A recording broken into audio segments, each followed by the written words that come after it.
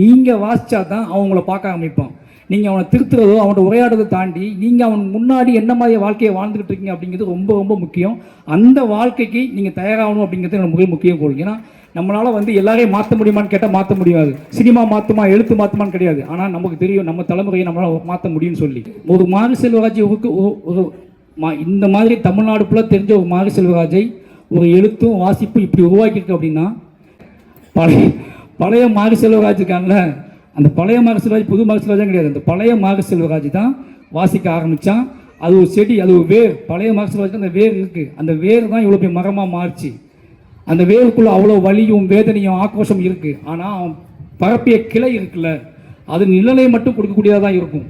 அதுக்கு அதுக்கு ஒரே ஒரு விஷயம், அவன் வாசித்த வாசிப்பு. அந்த மனிதர்கள் எழுத்தாளர் யாருன்னே தெரியாத எழுத்தாளர்கள் எத்தனையோ உலகத்தில் இருந்து எத்தனையோ நாடுகளில் இருந்து எனக்கு கொடுத்த விஷுவல்ஸ் இருக்குல்ல.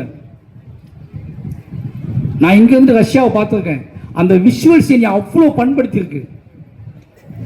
தயவு செஞ்சு தோழர்களே, தயவு செஞ்சு நண்பர்களே, உங்களுக்கு ஏதோ வகையில் என்னை பிடிக்கும் என்றால், ஏதோ வகையில் சினிமா பிடிக்கும் என்றால், இல்லை ஏதோ வகையில் நீங்கள் ஏற்றுக்கொண்டீர்கள் என்றால், தயவு செஞ்சு உங்கள் குழந்தைகளோட உங்கள் வீடுகளோட உரையாடுங்க, புத்தகங்களை வாசிங்க.